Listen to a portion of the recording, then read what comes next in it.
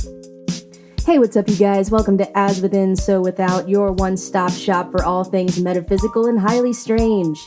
Today's topic is channeling, a popular tool in many religious and spiritual communities, yet also controversial, even in its own circles. We're going to talk about what channeling is, why it generates so much debate, and discuss some of the most famous channelers from the past and present. As always, my name is Riley Finwood, level 76 rogue bard, on a lifelong quest to find the most delicious bagels in the multiverse. Perhaps with the help of a ninth-dimensional nebulous cloud named Snarbo, who I began to channel as a child? Unlikely? Maybe. Impossible? We'll see. Let's get to it.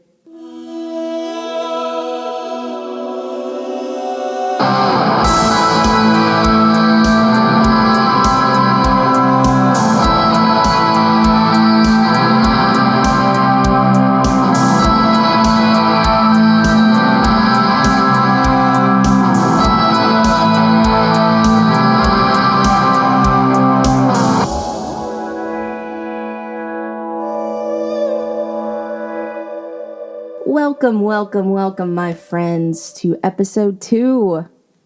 Yes, it's taken a while for me to get these out. I am still learning the ropes. Speaking of, this topic is huge, and I am learning very quickly that I need to narrow it down for my own sanity's sake next time. We're going to do our best here. We're going to do our dang bestest.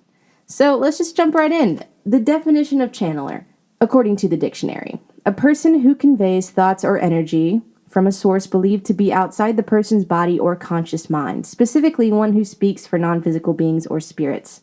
According to Sanaya Roman and Dwayne Packer, authors of Opening to Channel, How to Connect with Your Guide, channeling is a powerful means of spiritual unfoldment and conscious transformation.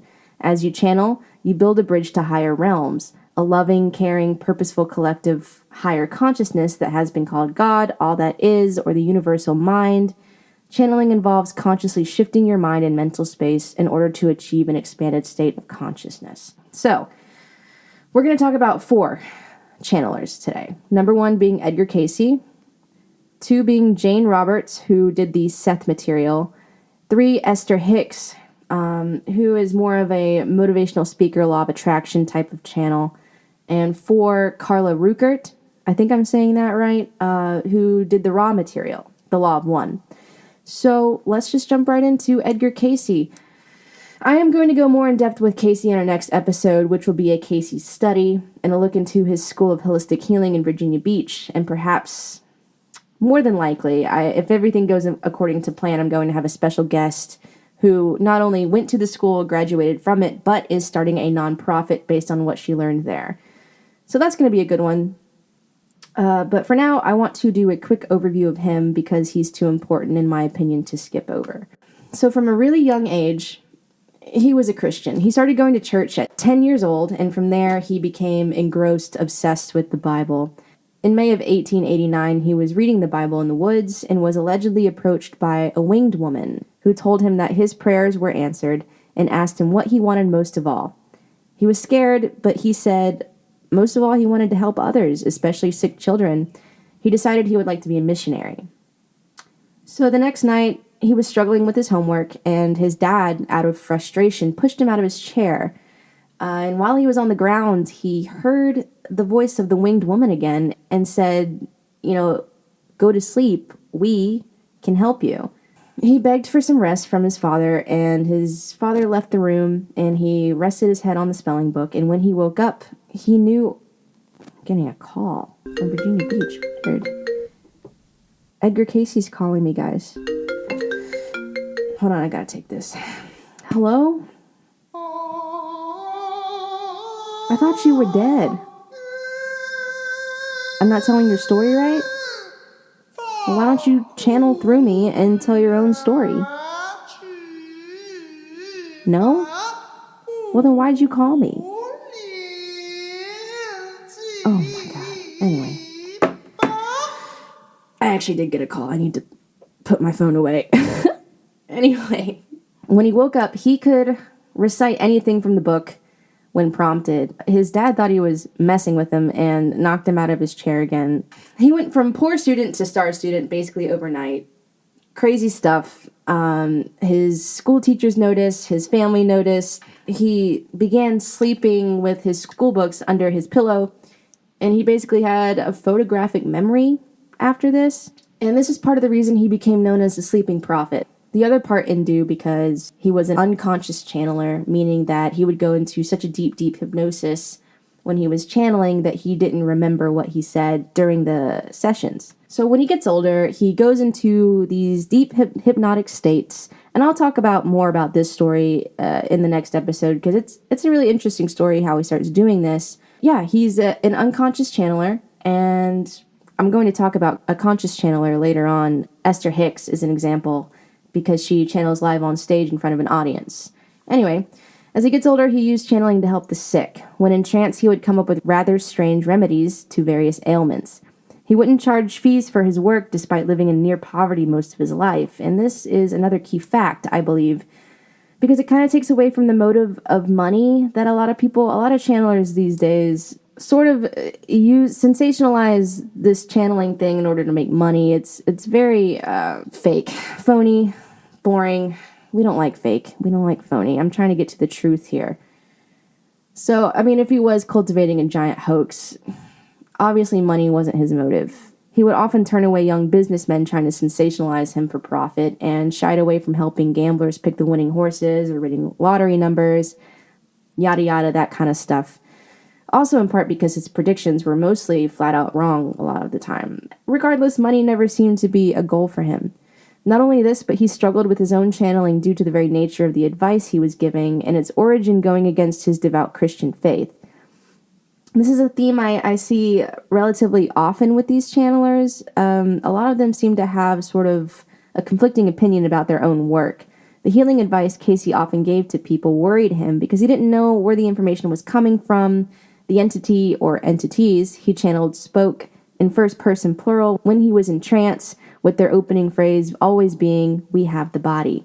He was very conflicted with this because he didn't know if this was the devil talking through him. He didn't know if it was aliens. He didn't know what it was, but he kept getting pressured into doing it, and his remedies helped people. A lot of them really do. I mean, that's where, all this holistic stuff comes from. In addition to this, Cayce would channel for people in person or remotely, often helping cure ailments from just reading the details of their problems from their letters. Some remedies he prescribed were as follows: unusual electrotherapy, ultraviolet light, diet, massage, gemstones, less mental work, and more relaxation in the sand on the beach. I think that would help a lot of us if we could just go relax on the beach. Honestly, not bad advice.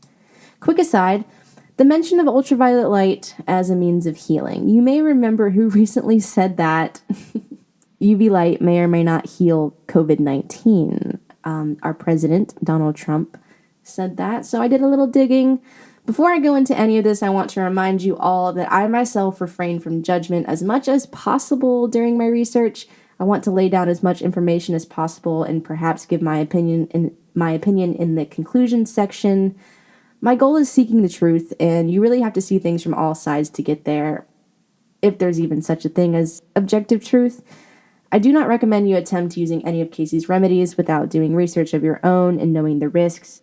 In fact, as he gained notoriety, his remedies were coming under the scrutiny of the American Medical Association, and Cayce felt it was time to legitimize the operations with the aid of licensed medical practitioners. Thus, he built a school, which will be the focus of our next episode, as I've already mentioned. Great. I also want to remind listeners that in the same breath, Trump also talked about injecting people with disinfectant, so use your own judgment here, cough, cough. Apparently, so the UV light thing, let's talk about that. Cayce only advised using UV light as a medicine for cancer. Here's an excerpt from the Edgar Cayce Health Database. First begin with the animated ash, 1/8 grain taken internally each day. Empty the powder dry on the tongue and wash down with water.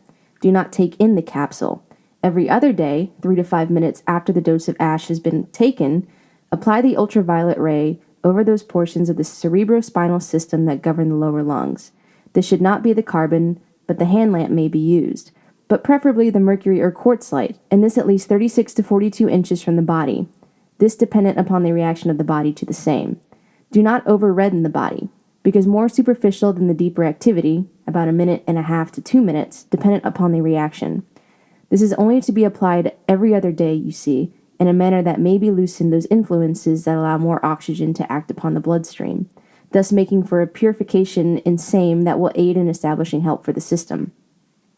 The light given following the ash every other day is to cause the atomic forces in the ash to react upon the bloodstream, sending then, as it were, these destroyer forces in the leukocytes of the system to destroy tissue that has become, as indicated, involved throughout the system, causing many twists and many activities to the organs themselves. Now, we all know the role UV light plays in causing cancer, so this seems counterproductive, right? Not so fast, because studies show UV light, like other radiation therapies, may be a viable treatment options for cancer. In a 2007 study, Professor Colin Self and Dr. Stephen Thompson from Newcastle University developed a procedure to cloak antibodies which can be activated by UVA light and can be targeted to a specific area of the body just by shining a probe at the relevant part. This procedure maximizes the destruction of the tumor while minimizing damage to healthy tissue. Professor Self says, "I would describe this development as the equivalent of ultra-specific magic bullets. This would mean that a patient coming in for treatment of bladder cancer would receive an injection of the cloaked antibodies. She would sit in the waiting room for an hour and then come back for a treatment by light. Just a few minutes of the light therapy directed at the region of the tumor would activate the T cells, causing her body's own immune system to attack the tumor. So in essence, UV light doesn't destroy cancer cells itself, but it activates the antibodies surrounding the tissue to attack the tissue." So this raises the question, did Cayce channel a primitive version of this information way back in the early 1900s? To that I say maybe. For the sake of a full circle, Trump's UV light claims only hold some ground when the virus is outside of the body, though we don't know how much UV light it takes to kill a virus, nor do you know how long it takes. So, there's obviously a difference between viruses and cancer as well. According to Dr. Penny Ward, visiting professor in pharmaceutical medicine at King's College London, UV irradiation and high heat are known to kill virus particles on surfaces. But neither sitting in the sun nor heating will kill a virus replicating in an individual patient's internal organs. They're not really the same thing at all, because UV light to treat cancer is activating antibodies surrounding the tumor to do their job correctly, whereas UV light to kill viruses only works kinda even when the virus is not in your body. As soon as the virus is in your body, it reacts differently. So just the whole UV light thing reminded me of what Donald Trump said. They're not the same thing at all, really. So there's that. Next time, probably after next time, I might divide this episode into 2 parts. Our special guest will have some more examples of Cayce remedies, and I myself have recently purchased a book full of them last week. Will I find the time to read the whole thing in time? The world may never know. Next channeler. Esther Hicks. Esther Hicks is an inspirational speaker and author. She co-authored 8 books with her husband, Jerry Hicks. Together they have presented Law of Attraction workshops for Abraham Hicks publications in up to 60 cities per year since 1987. Hay House Inc. published the Hicks best-selling book, Ask and It Is Given, in 2004. Since then, they have also published 4 more New York Times bestsellers, including Money and the Law of Attraction, The Law of Attraction, The Astonishing Power of Emotions, and Amazing Power of Deliberate Intent. Hicks has a whole bunch of free content online for you to check out, a lot of it being on YouTube, which is how I discovered her. She focuses on law of attraction, the power of emotions, meditation, etc., not really on the channeling part itself. She doesn't sensationalize that aspect of her work. This should be noted here, however. She does do a lot of her work for profit. Her workshops will run you about $250. I'm just trying to set up a contrast to Cayce here, who really, even if he did take payment, it was very reluctantly and very rarely. So who or what is Esther Hicks channeling? She describes Abraham on her website as Abraham has described themselves as a group consciousness from a non-physical dimension. They have also said, "We are that which you are. You are the leading edge of what we are. We are that which is at the heart of all religions."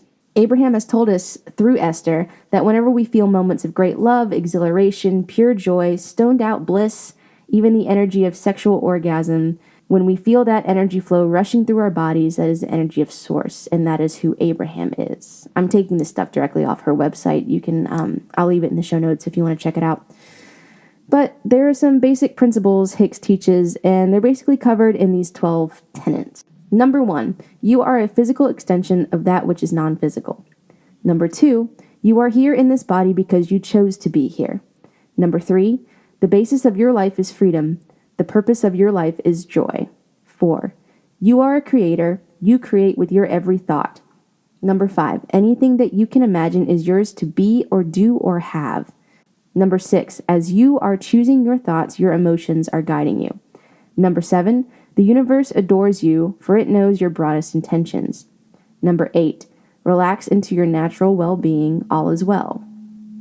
9, you are a creator of thought ways on your unique path of joy. 10, actions to be taken and possessions to be exchanged are byproducts of your focus on joy. Number 11, you may appropriately depart your body without illness or pain. 12, you cannot die. You are everlasting life. That's basically all that in a nutshell. She also talks a lot about being in a vortex. Basically, being in the vortex is being in the zone. It's being in the flow of things. It's where your inspiration comes from. It's part of the whole motivational aspect of her work. Whatever you think of this, it is, I caution anything that is, in tenets and, 12 rules. I get it. I do. Take it, leave it. I want to talk about the channeling aspect more so than, whether what she says is true or not. Anyway, that's not really the point. The point is she prioritizes the teachings of Abraham more so than Abraham itself. In fact, she and her husband don't really like the term channeling. Abraham really says this. You could leave the channeling out of it. Call it inspiration. That's all it is. You don't call the basketball player a channeler, but he is. He's an extension of source energy. You don't call the surgeon a channeler, but he is. You don't call the musician, the magnificent master musician. You don't call him a channeler, but he is. He's channeling the broader essence of who he is into the specifics of what he is about. Esther herself calls Abraham infinite intelligence, and to Jerry, they are the purest form of love I've ever experienced, he quotes. I don't know what they are, and I don't care what they are. I'm just using them for the good it will do for myself and others. To round out this idea, I'm going to play a clip of Abraham answering this question on the nature of channeling from an audience member at one of her workshops. And like everything else, I'll leave links in the show notes for you to review later. And I don't know if this is a question or a comment. I just don't get the whole channeling thing. I just don't get it. I'm like, everything is tremendous teaching, but when it comes to the channeling, I'm like, I get lost. Well, actually, it's a good thing that you don't, in this sense. We don't want it to be something so unusual either, because the fact is, everyone who you see around you is an extension of source energy. And everyone has access to this broader knowing. In fact, through the years, as our way of explaining who we are and who you are and how it all blends together has evolved, this analogy that we offer about this vortex, this vibrational place isn't even the right word, vibrational state of being, where if you tend to your vibration, then you enter the vortex and you become one with what's there. That's the best definition of channeling that anyone could ever give. A basketball player who learns his skill, who gets tuned in to the rhythm of who he really is, often describes being in the zone. And it's not so different from being in the vortex. In fact, some of his extraordinary abilities, when he's really tuned in like that, of being able to recognize his time and space, of being able to judge the distance from where he is and the trajectory of the ball that he is throwing. In other words, all of that is because he is using more of his resources Scientists have long said that humans use but a small percentage of their mental capacity, even as they're probing brains and putting contraptions on them to measure activity. And so you're really accurate when you acknowledge that everyone, the beasts of your planet, are all doing it all of the time. In other words, they have not given up their awareness of their relationship with their source energy in order to please others. The domesticated ones tend to do it more, but for the most part, the beasts of your planet are tuned to that frequency. It's why you can see a flock of birds flying in formation in perfect rhythm with one another. It's because they are operating out of the one mind to which they are all vibrationally in sync. And so Jerry and Esther have never liked the word channeling because it means all kinds of things that they are not doing. We have been saying things that Esther finds words. We offer blocks of thought, and Esther receives the blocks of thought at an unconscious level and then finds the physical word equivalent. But she could not do that if she were not in the vibrational vicinity of that which we are. Oh, where's Esther right now? Where is Esther? Esther describes her experience as knowing what Abraham knows. In other words, because of this environment, because of the expectation for the most part of those who are participating, because of the focus of your asking, you are summoning the energy collectively and individually in a stronger way than you ordinarily would. So it's queued up to be received. As Esther puts herself in a place of no distraction and complete allowing, her vibration raises so that she can hear and express the frequency. Sometimes people who are having an experience similar to what Esther is doing describe themselves as not being there, as going somewhere else, as being unconscious. Esther is not unconscious. She is aware of the words as they are being spoken. She has no sense of what we're going to say before we say it. There's no pre-planning. There are no notes. There is no script. It's all live, impromptu, in the moment, in response to what is being asked.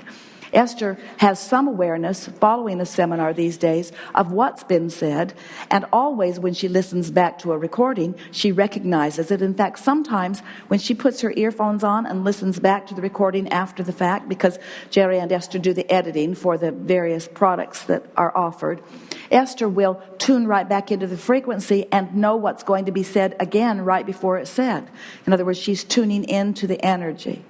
So there are many people, Jerry and Esther get letters, there are many people who do not accept that Esther is receiving from another point of view. Jerry perhaps knows it better than any because he knows what Esther's consciousness is, what her grasp of things is, what her spread of knowledge is. He knows the sequence of her words and the usage of her words. He's always impressed that Abraham utilizes Esther's vocabulary in a fuller way than Esther ever uses her vocabulary. In other words, there are all kinds of differences. If a physician were to wire Esther, they would find that everything about her physical apparatus is in sort of hyper mode. Her heart and breathing rhythm are in a much more relaxed mode than her mental, which is really unusual because usually they go together. In other words, she is in a state of allowing, but a state of heightened mental activity, which is a sort of anomaly for physicians to see things like that. To be in a state of relaxation so much usually doesn't bring this much mental activity. But you see, it's not Esther's mental activity, it's our mental activity that she is expressing for us. So it really is not important to us or to Esther or to Jerry whether you are accepting this as a reality of an experience. They do want people to benefit from the information that Esther is translating. From our point of view, we found Esther to be a supreme translator because she did not have opinions. She was not decided on all kinds of things. She is becoming more decided as she listens to us more and as she applies the things that she is learning from us to the details of her life. She is, in a mental way, coming to hold this knowledge. But still, there are always new things that are erupting in every gathering as a result of what those like you bring to the forum. Wow.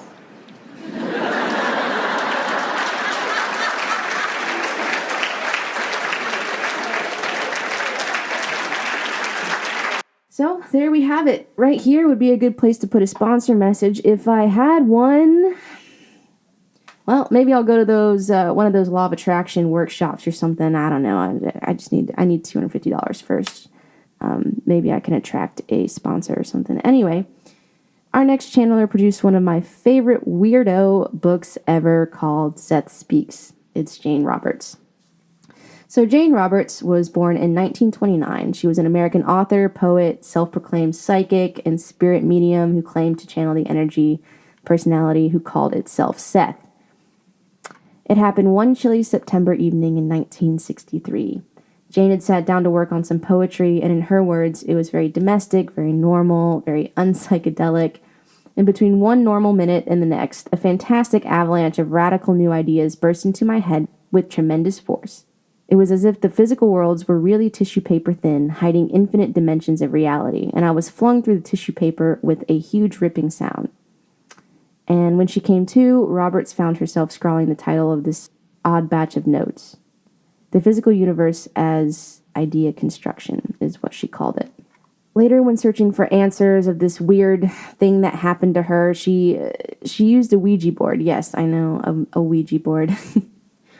And the entity announced his name was Seth through the Ouija board and considers himself an energy personality essence. Roberts and Seth begin to co-write books together. Really, Seth is authoring the books. Jane is the channel. And Jane's husband, Robert, I know her last name is Robert. I'm going to try and use her first name, Jane, and then Robert as the husband from now on. So Jane's husband, Robert, is listening to her channel and is physically writing down the book. Soon after this stuff started happening, she did go to a psychologist to try and figure out what was happening. And he didn't have an answer for her, but suggested that the material was coming from Jane's unconscious mind. And as we will sort of talk about a little bit more later, a lot of people who are against the idea or push back against the idea of channeling claim that it is your unconscious mind and it is your imagination and stuff like that, which, according to my experience, which I do want to talk about eventually, maybe not in this episode, I might make extra content for it, but I have channeled before. It does kind of feel like that, but my version of it, I'm clearly not, a professional channeler or anything like that, but there is this book called Opening to Channel that is very cheap on the internet, claims that anyone can be able to channel, and I picked it up, tried it. I did get some information. I did. Whether or not that came from my own mind, I can't really say at this point in time. There's a case for both sides, in my opinion. And if you guys are interested in hearing a little bit more about my story with it, let me know, and I will create some extra content for that. But as of now, I kind of don't want to put too much personal information out there on me just yet, just because I want to keep things sort of unbiased, as unbiased as possible. So the psychologist suggested it was just her unconscious. Didn't prescribe her any medicine. She didn't have any mental illness or anything like that. And Jane says this: I was doing twice the creative work I had done earlier. I was satisfied with the quality of the Seth material. It was far superior to anything I could do on my own. If nothing else, I thought the sessions presented a way of making deeply unconscious knowledge available on a consistent basis.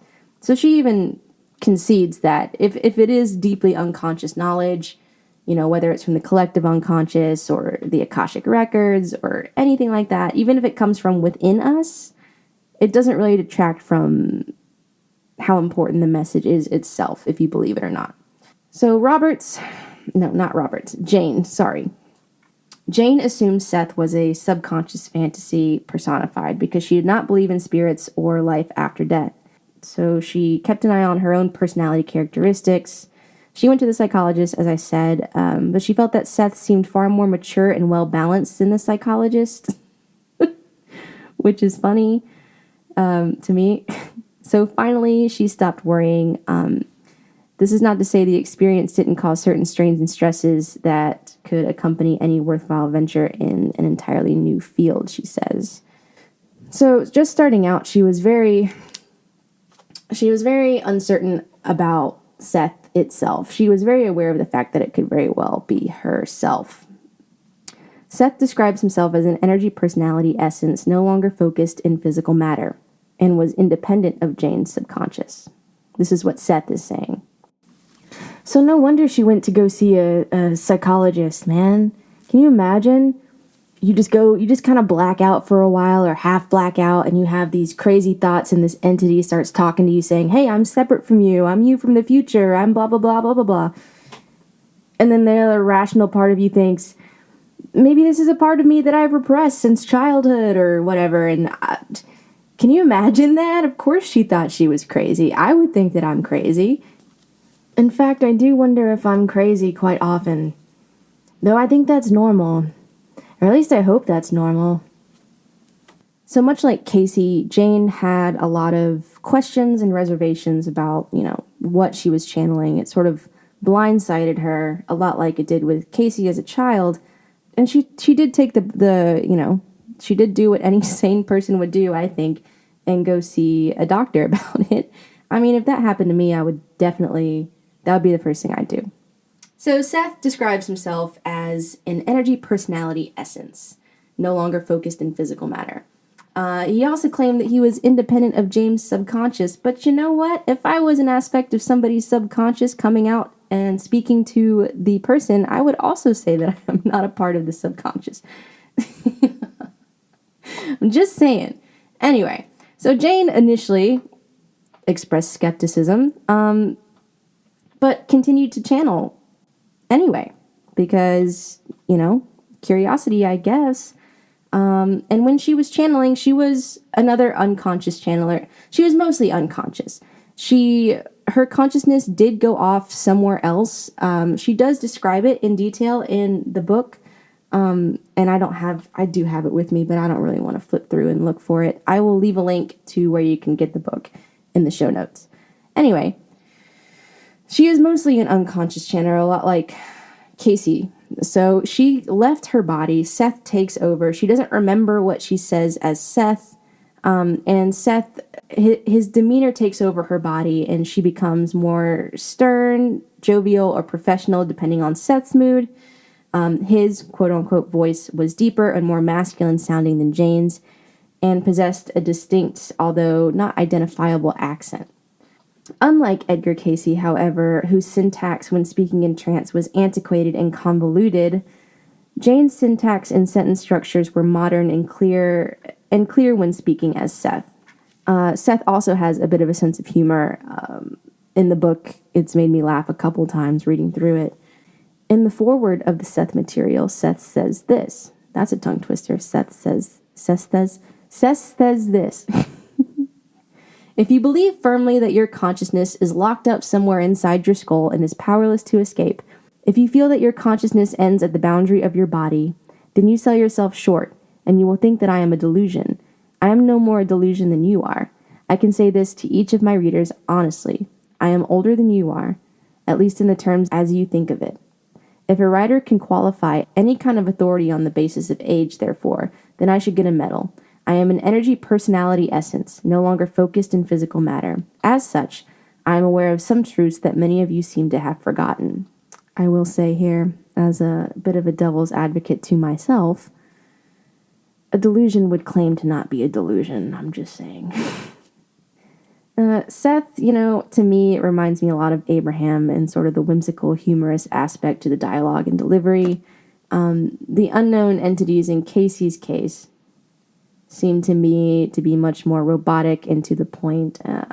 Not really sure what to make of that observation, but there it is for now.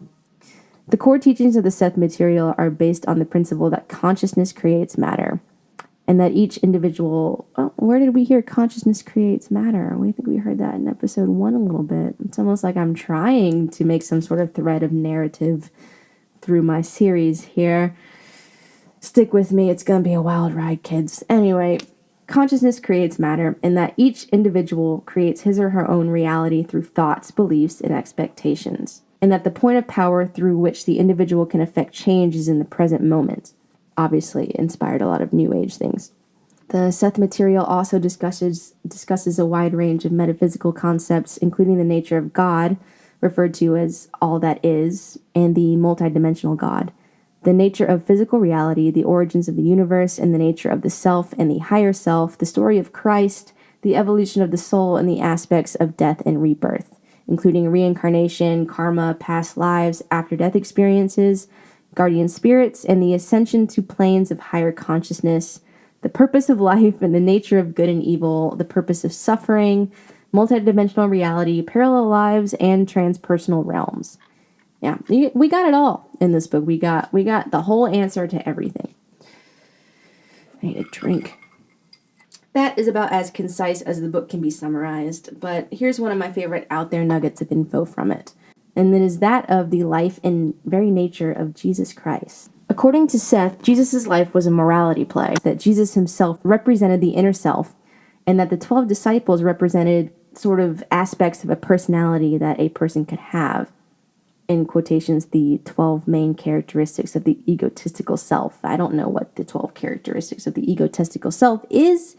Haven't looked it up. Don't know if it's a real thing.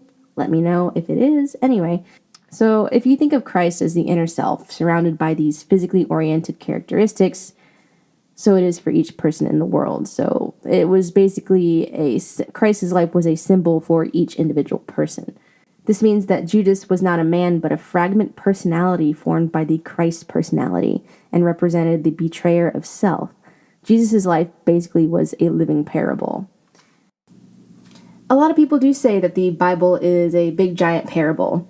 We're not talking about the whole Bible, we're talking about the story of Jesus.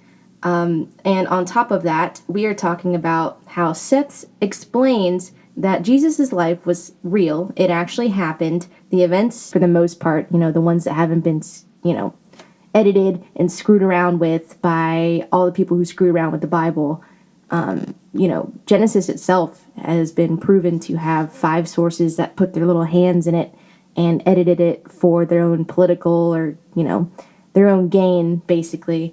That's a cool story. I did a minor in religious studies for a little while in college, so I know a lot about the Old Testament. But we're not talking about the Old Testament, we're talking about Jesus. So, Seth says Jesus' life actually happened. And it was all scripted. It was all planned out to happen that way. And not only that, but we created Jesus through our collective unconscious. We also destroyed Jesus. It was to demonstrate to ourselves love and forgiveness. Whether or not that worked is still up in the air. We're kind of dense, I think, We can't even show ourselves how to do things the right way. It gets so distorted.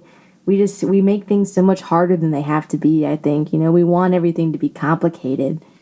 But I don't think it's supposed to be complicated all the time. I think we want it to be complicated because we don't want to be bored, and we want the drama, we want the violence, we want the explosions, but, it's just love, man. It's just love. I feel like I should put here also that I'm not a Christian. I'm not trying to evangelize at all. I have a lot to say about the God of Abraham, or Yahweh. Yahweh. Interesting stuff. Seth also Ra talks about Yahweh a lot, and that is interesting. And it goes into this whole thing about the earth being Yahweh's experiment, and then all the aliens came down and messed with us and ruined us, and they went oopsie doopsie and then left because they fucked us up. And that's a fun one. Let's see if we have time to talk about Yahweh and his ultimate failure of planet Earth. Anyway, back to Yahweh's supposed son Jesus. Man, this is a mess. So Seth, he says, even though it was a cosmic play, it makes it no less important. Like, the message doesn't lose any power just because it was planned to be that way. He says, and I quote, "In fact, the implications of what is said here should clearly hint at the more powerful aspects of godhood." So that's just one crazy interesting thing from Seth Speaks. If you're interested, obviously get the book. It's pretty wild. Whether or not you believe this shit's true, it's still entertaining. There's a lot of criticism about Jane here. Poet Charles Upton said Jane created multiple personalities of herself due to her traumatic childhood and fear of death through her health issues. Should be noted here that Jane Roberts did have a really crazy traumatic life. I think that's a bit of a cop-out to say because most of us have gone through trauma, and I don't know. I just don't feel like that's a really strong argument against her. I mean, out of all things to say that, you went through shit as a kid, so you went crazy and started channeling voices. I mean, it's not unheard of. It's a coping mechanism that, many people develop, I guess. Not this specifically, but regardless. James Alcock, psychology professor and critic of parapsychology in general, claims Jane had the time and talent to fraudulently write all of the Seth material, but also learned that the idea of Seth was a figment of her unconscious mind. Interesting to say that someone would spend all that time and energy creating such a vast and consistent information. I mean, I don't know for sure.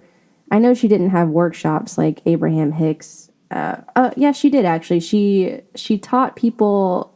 She had an ESP class, but she only charged like $3 per class. And once she made enough money from her books, she dropped the charges for it, and she started holding free classes. Again, she was making a little bit of money off of this.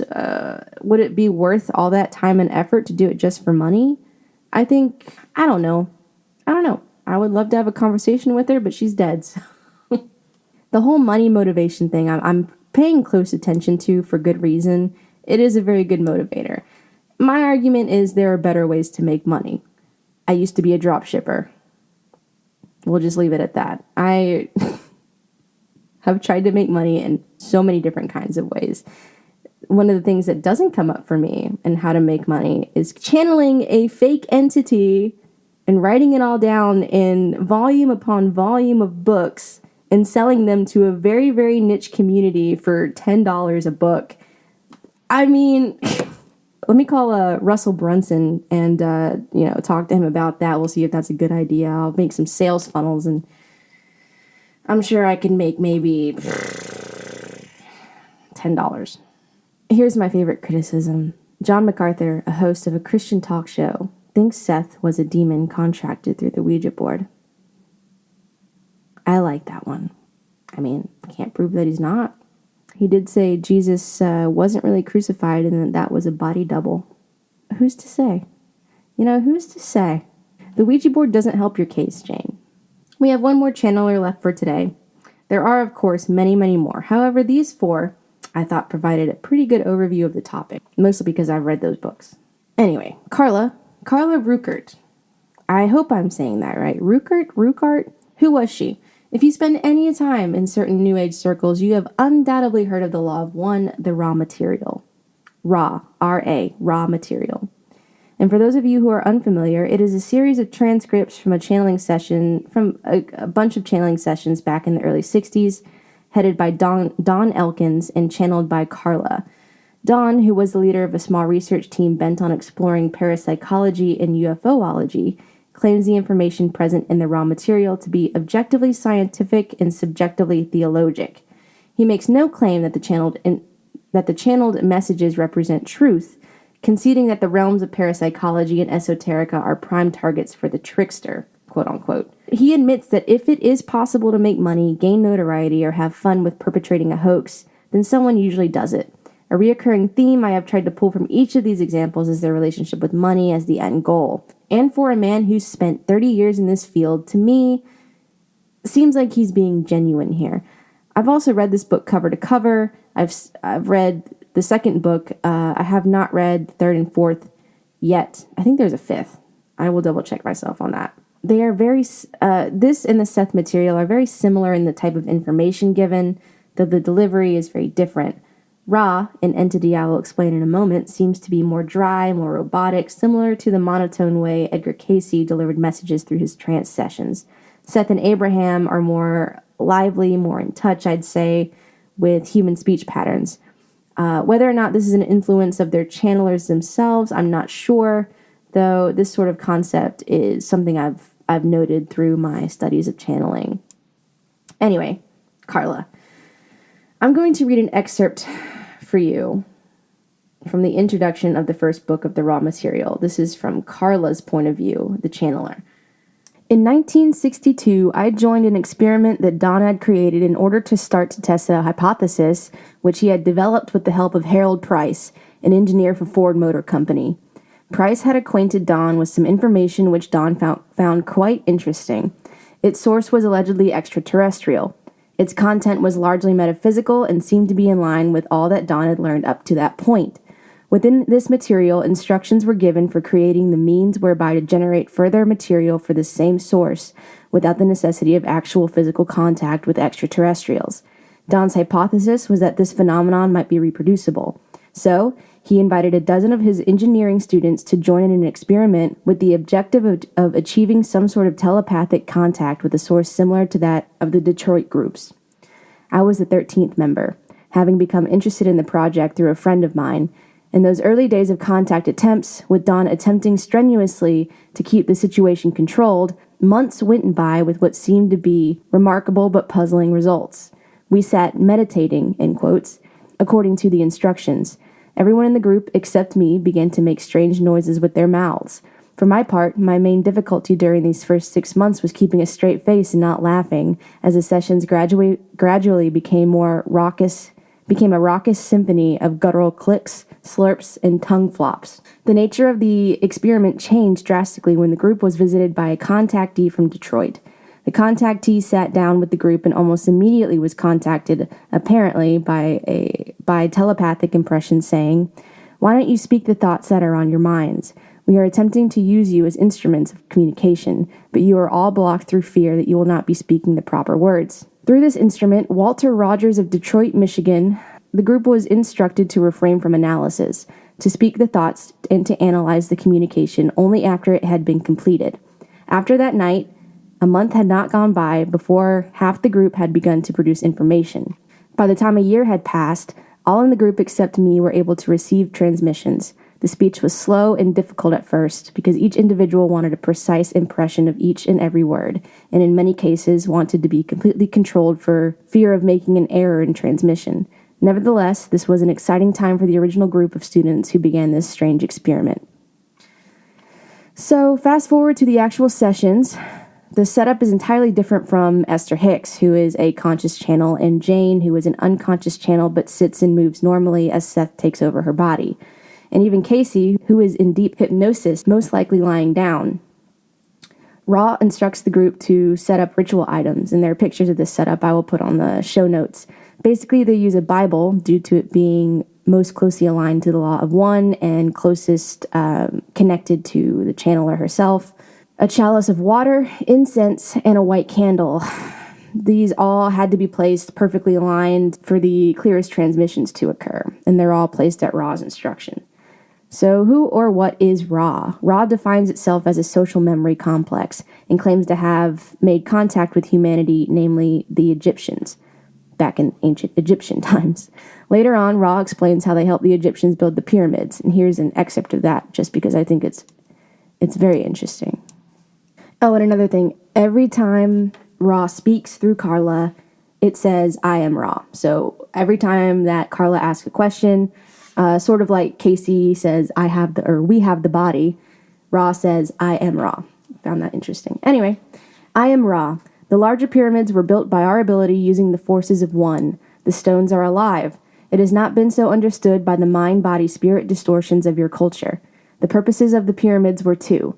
Firstly, to have a proper-oriented place of initiation for those who wish to become purified or initiated channels for the law of one.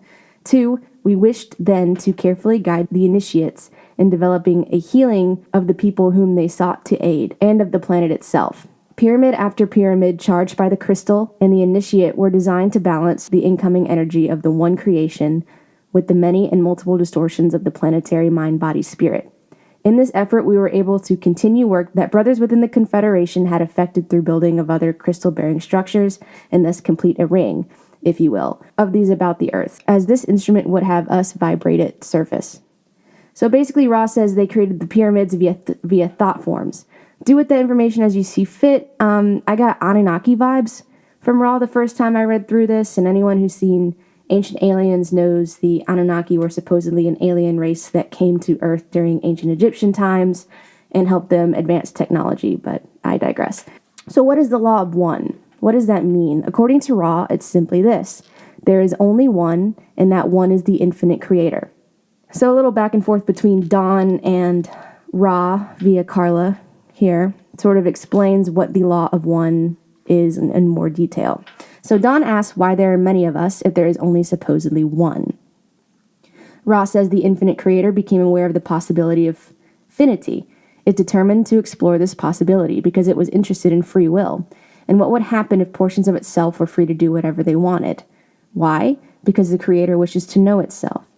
Another favorite topic of mine, which I discovered through Ra, was that of densities. This is a quick explanation of how ascension works. Ascension meaning that we come to this reality to learn about ourselves and choose a path with service to self or service to others. And through these paths, we can climb up through various levels of experiences through the reincarnation process. According to Ra, there are 7 densities of experience, and I'm going to quote directly. First density is the density of awareness, in which the planet moves out of the timeless state into physical manifestation. Its inhabitants are earth, wind, fire, and water. Second density is the density of growth, in which we call biological life, emerges and evolves into greater and greater complexity. Third density is the density of choice, in which certain of the biological entities are invested with spirits and choose which way they will further their evolution towards the creator. Fourth density is the density of love. Those who have successfully chosen come together with others of like mind in order to pursue that choice, either towards loving self or loving others. Fifth density is the density of wisdom. Those who have studied the love of self or of others now learn to be wise with their service. Sixth density is the density of unity. In it, love and wisdom are blended together. The two paths reunite as those on the service to self path, realizing they cannot successfully master the lessons of unity without opening their hearts to others, switch their polarity to positive. Seventh density is the gateway density, the last step before we become again that which we have always been, with the one creator. Eighth density is also the beginning of the first density of the next creation, the next octave. Between seventh and eighth densities, I believe, the creation reemerges in a period of timeless, formless unity with the creator. There is much, much more, obviously, but we are out of time. Before we get to some conclusions, I want to talk about the case against channeling in general. So the biggest criticism of channeling is that it's psychological, purely. Psychologist James Alcock of New York University notes in the Encyclopedia of the Paranormal, the supposed phenomenon is actually very old, for it is simply automatism, automatic behavior over that which an individual denies any personal control. Today we recognize that automism is a form of dissociation, an altered state of consciousness, in which an individual is capable of speaking or acting without awareness of deliberately doing so. So in other words, when a person meditates or clears his or her mind, random thoughts, images, and symbols may spontaneously arise. In this harmless dissociative state, though it may seem that this information is coming from another consciousness outside the body, in fact it is generated by the mind itself. It's the same process by which artists and musicians may suddenly be inspired by a great thought or how we dream things we never have imagined or thought of. And, if you recall, this is exactly how Abraham Hicks describes channeling. So some channelers have been proven frauds who pretend to contact the dead for fame or fortune, though most people who channel sincerely believe that some unseen spirits use their bodies as a vessel to dispense truth and wisdom. In the end, there's nothing pathological about channeling, nor is it an unexplained conduit to another dimension. So, I don't know, what do you think? I mean, I don't have a definitive answer. I'm usually so cautious about adding things to my own belief system, and this is no exception. I have channeled before. If you guys are interested in hearing about those experiences, drop me a line. I'll tell you where at the end of the show. If enough people want to hear about me personally, I could develop some extra special content. But for now, I hesitate to tell my personal stories so early in the game because I'm trying to keep this show relatively unbiased. Though, of course, my passion for the subject matter is going to slip through occasionally. I want to give everything a fair shot as far as debunking goes. So could channeling really just be a projection of the unconscious mind? Absolutely. In my experience, I definitely lean that way. However, there is something to be said about how detailed and consistent this information often is, especially in the cases of Ra and Seth materials. I'm telling you, if you haven't read those books, I recommend them highly. They're a really good gateway into this subject. Just the way they paint a picture of how the universe works is really mind-blowing to me. These books were my gateway into the spiritual rabbit hole, especially considering considering I used to be a pretty rigid atheist, there's a long story there as well about how I changed my mind slowly. But yeah, conspiracy theories, paranormal stuff were all my initial gateways into these topics in general. So we're going to be talking about a lot of those things more in the future, but enough about me. Conclusions. We aren't really at a point yet in the scientific world where we can prove these concepts. In the case of Edgar Cayce, some of his remedies straight up have been debunked, and many of his predictions were wrong. Quick aside, I believe predictive forms of psychic ability are a wash, mostly because I don't think the future is set in stone. Time is a whole nother topic, one that I want to explore. But anyway, maybe one day we could get to a point of proving these concepts. That's kind of how science works. Science is just magic that we proved, in a way. But until then, there's really no way to get to the truth behind this. I think there's a case for both sides. And a lot of people will just knock this stuff because of its impact in the New Age community. I know a lot of people will often knock New Age concepts in general just for being New Age. There's some good reasons for that, though certain things I think deserve a closer look. And I think that there's a lot we could be missing out if we just dismiss these things right out the gate.